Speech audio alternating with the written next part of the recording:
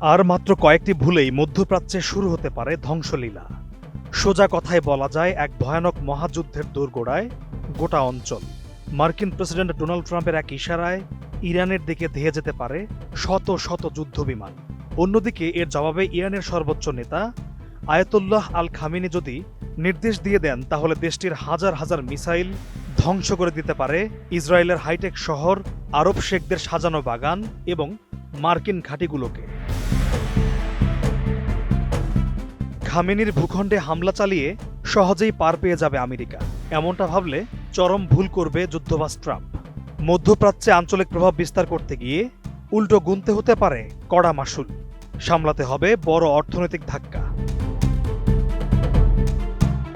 কিন্তু এখন বড় প্রশ্ন হলো, আদৌ কি ইরানের সঙ্গে সংঘাতে জড়াতে চায় আমেরিকা, নাকি নিজেদের এই শত্রু দেশটিকে শুধুমাত্র চাপে রাখতে লোক দেখানো গর্জন দিয়ে যাচ্ছে ট্রাম্প? আর তাই শুধু শো অফ করতে গিয়ে ইরানকে নিষেধাজ্ঞা, সামরিক হুমকি ও কূটনৈতিক চাপে পিষ্ট করছেন তিনি। কোয়ালিটি সম্পন্ন আন্তর্জাতিক মানের still bar CSRM, committed for better still. মধ্যপ্রাচ্যের তেল সম্পদের প্রতি বহুদিন ধরেই লালসার নজর দিয়ে রেখেছে আমেরিকা। ট্রাম্পের আমলে অবশ্য সেই কামনাকে ছাড়িয়ে গেছে ইসরায়েলের সম্প্রসারণবাদ। প্রতিবেশী দেশগুলোর ভূমি দখল করে গ্রেটার ইসরায়েল তৈরির ভাবনা এখন চরমে গিয়ে পৌঁছেছে। তবে ইরানে হামলা হলে সে চেষ্টায় পড়তে পারে ছেদ। ইরানের মিসাইল ইসরায়েল জুড়ে যে ধ্বংসযজ্ঞ চালাবে, তাতে ইহুদিদের দেশটির অস্তিত্ব সংকটে পড়তে পারে। ইরাক, কাতার, বাহরাইন, কুয়েত ও সিরিয়ায় ইতোমধ্যেই শক্তপোক্ত ঘাঁটি গেড়েছে যুক্তরাষ্ট্র। ইরানে হামলা করলে রীতিমতো ধ্বংসস্তূপে পরিণত হতে পারে আমেরিকার এসব সামরিক ঘাঁটি।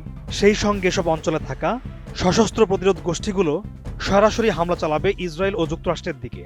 আর প্রতিরক্ষার অংশ হিসেবে ইরান যদি হরমুজ প্রণালী বন্ধ করে দেয়, তবে তেলের দামে মাশুল গুনতে হবে গোটা বিশ্বকে।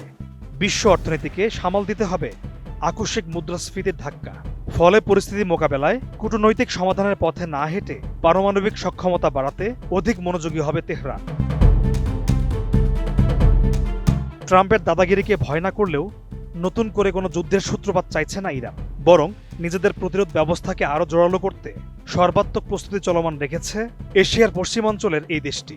চাপে রাখতে চাইছে যুক্তরাষ্ট্র এবং তার মিত্র দেশ ইসরায়েলকে। পাশাপাশি শত্রুর আক্রমণ থেকে বাঁচার জন্য সুসম্পর্ক রাখছে আমেরিকার মনে ভয় ধরানো মধ্যপ্রাচ্যের সশস্ত্র বিদ্রোহী গোষ্ঠীগুলোর সঙ্গে, যাতে কোনো ধরনের সংঘাত শুরু হলে এসব গোষ্ঠীগুলো প্রক্সি নেটওয়ার্ক হিসেবে কাজে আসতে পারে।